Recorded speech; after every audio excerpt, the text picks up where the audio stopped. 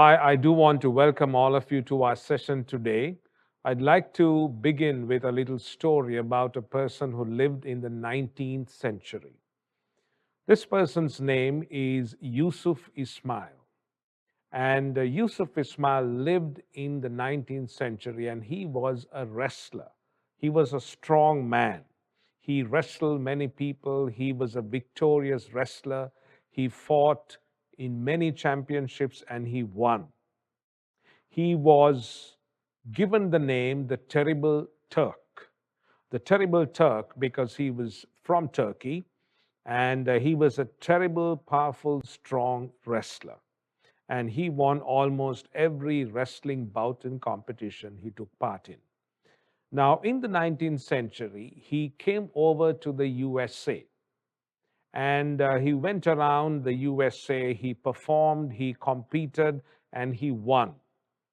And these competitions, like today in most sports that we hear of, there was prize money. You heard when you win an Olympic medal, you get money with it. When you win a championship, you get money. And even in those days, every competition that Yusuf Ismail won, he was given prize money.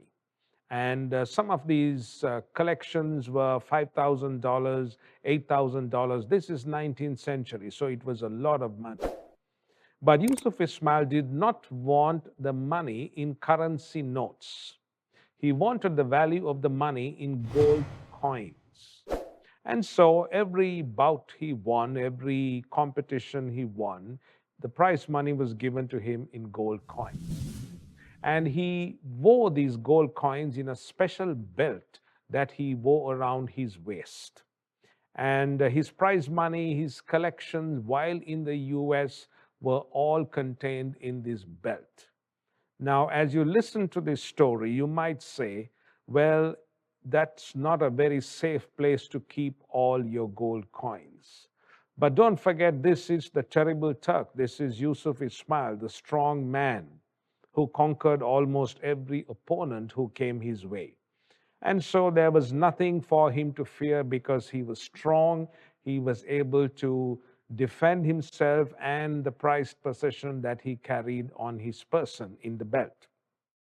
Now, after all his fights were done in the US, Yusuf Ismail decided to go back to Turkey, where he was from. And his idea was to start a small coffee shop and enjoy his retirement there. But as he was crossing the sea on board this vessel, on board the ship hit some very bad weather and the ship sunk. As the ship was sinking, Yusuf Ismail was thrown overboard. And as he was thrown overboard, he tried to swim, he tried to tread water, he tried to stay afloat. But there was something that was dragging him down. His very heavy belt that was filled with gold coins did not enable him, did not assist him in his endeavors to stay afloat. He sunk to the bottom and he died despite people's attempts to rescue him. Now, it's a true story, but it is a sad story that a man who worked hard, the man who earned so much of money and kept it in the form of gold coins in possessions, finally was drowned by the very thing that he saved.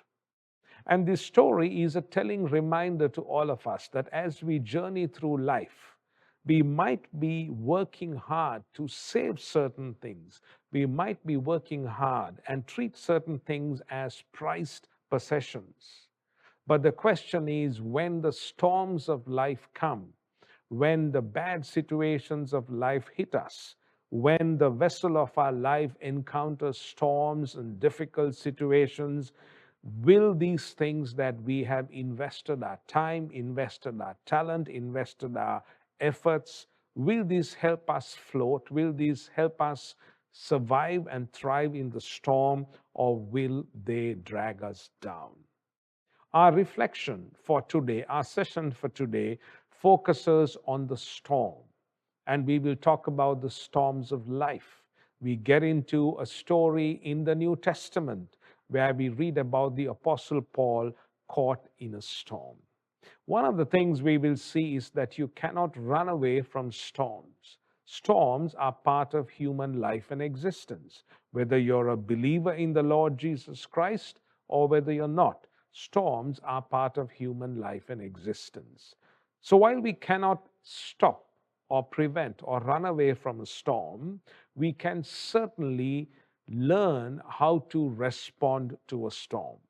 And the manner in which we respond to a storm will make the difference between life, will make the difference between life and death, and just getting through life and thriving in life for the glory of God. So that really is what we want to look at today.